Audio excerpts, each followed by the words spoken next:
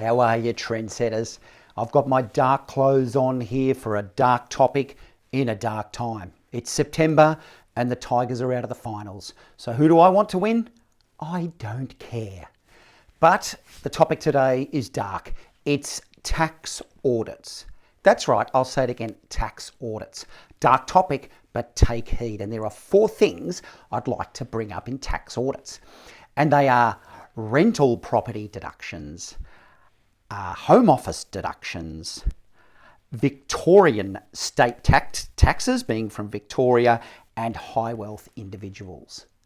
So the tax office, they tell us exactly what they're after, and they are after over-claiming on rental properties. So many of our clients have got rental properties, and many of them are, through all the topics I'm about to talk about, are getting tax office audits. Not that there's anything wrong with that, because our clients are fine. However, we're seeing it as tax agents, so many audits. And as the famous saying says, there's no such thing as a free lunch, folks. So a couple of years ago during the pandemic, the federal government, and especially here in Victoria, the state government gave out money like they had no hands.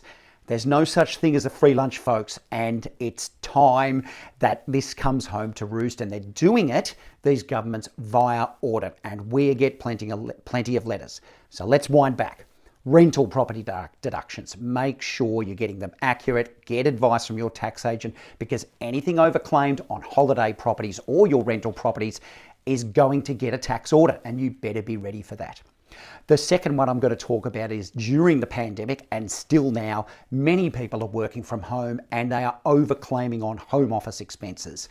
They are limited home office expenses. They're not as big as many people, they're not as big a deduction as many people make out. So again, talk to your tax agent and get it right. The third one is Victorian state taxes.